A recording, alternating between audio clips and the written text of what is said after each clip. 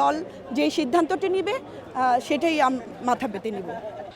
এটা আসলে ওটা ওনাদের ডিসিশন। হচ্ছে আমার নাম উর্মি আক্তার ভূঁইয়া, কেন্দ্রীয় ছাত্রদল সহসাংগঠনিক সম্পাদক। আমার জেলা হচ্ছে কুমিল্লা, নির্বাচনী আসন 5। দল থেকে মনোনয়ন ফর্ম না, এটা একটা গণতান্ত্রিক প্রক্রিয়া।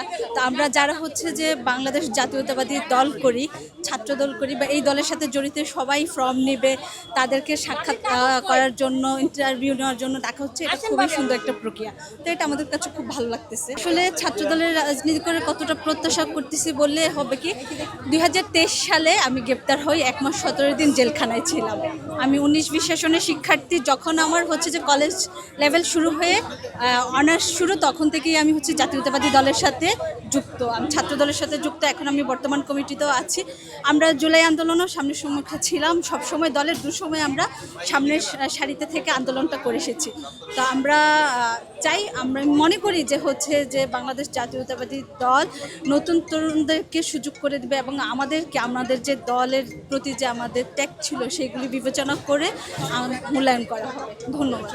আমি হচ্ছে যে নারী উন্নয়ন, শিক্ষা, স্বাস্থ্য এবং হচ্ছে যে কর্মসংস্থানের কাজ নিয়ে সুস্পষ্ট পরিকল্পনা রাখি এবং কাজ করতে আগ্রহ রাখি। আমার হচ্ছে যে শিক্ষার্থীদের যে আপনার স্কুল ড্রেস ইউনিফর্মটা যে হচ্ছে যে বিনামূল্যে বিতরণ করা, এটা আমার প্রস্তাব ছিল। যখন নির্বাচনের আগে আমাদের দল থেকে দেশ গড়ার পরিকল্পনা একটা প্রোগ্রাম হয়েছিল, সেই প্রোগ্রামে আমি আমার দলকে প্রস্তাব করেছিলাম যেন আমাদের দল সরকার গঠন হলে যেন শিক্ষার্থীদেরকে বিনামূল্যে ইউনিফর্মটা দেওয়া হয়। আলহামদুলিল্লাহ সেটা আমাদের নির্বাচনী ইশতেহারে এসেছে এবং কার্যক্রম হয়েছে। তো আমি যদি সংসদে যাই, আমি সংসদ আমাকে নির্বাচিত করে, এমপি করে, আমি চাইবো এই শিক্ষামূলক এবং স্বাস্থ্য এবং নারীদেরকে নিয়ে কাজ করার সুযোগ পাবো। আমি সর্বপ্রথম চাবো ডোমেস্টিক ভায়োলেন্সটা যাতে বন্ধ করতে পারি, নারীরা যাতে মন খুলে রাস্তায় বের হতে পারে, কোনো টেনশন যাতে না থাকে, ওইটা আগে সবার আগে চেষ্টা করবো। তারা যাতে সুরক্ষিত থাকে ঘরে এবং বাইরে। পারিবারিক যে নির্যাতিত হয়, নারীদের সাথে পুরুষটাও হয়, তো ওগুলো থামাতে চাবো। আমি সবার আগে আমি ওটা চাবো থামাতে, যাতে নারীরা নিজেদের কর্মস্থানে যেতে পারে আর তাদের যাতে বাইরে তারা চাকরি করতে পারে, ঘরে এবং বাইরে দুটোই চেষ্টা করবো ইনশাল্লাহ। আমরা যদি সাহায্য না করি, সরকার তো ওনার পক্ষে তো সম্ভব না, ওগুলোর কাজ তো আমাদেরই হবে করার। আমি মনে করি যারা কাজ করে নাই তাদেরকে সুযোগ না দিয়ে নতুনদের দেখুক তারা কাজ করে কিনা। আর আমি আশাবাদী যদি আমাকে দেয় ইনশাল্লাহ আমি কাজ করে দেখাবো।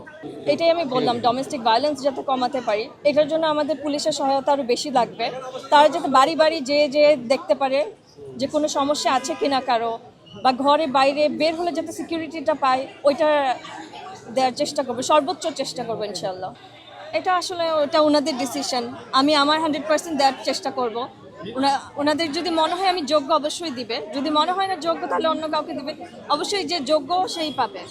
এডুকেশনটা আমাদের অনেক ইম্পর্টেন্ট। এটা ছোটোবেলা থেকে যদি একটা ভালো গাইডেন্স পায়, ওরা আরও ভালো কাজ করতে পারবে। স্কুল লাইফ থেকে যদি আমরা ভালো একটা এডুকেশন দিতে পারি বাচ্চাদের, ওরা ফিউচারে যে ফ্রিল্যান্সিংও করতে পারবে, ঘরে বসেও কাজ করতে পারবে। ওই সুযোগটা আরও যাতে দিতে পারি, ওইটাই আমার। বিএনপির যে নেতৃত্ব, স্থানীয় যারা হাইকমান্ড, তাদের প্রতি আস্থা এবং বিশ্বাস আছে।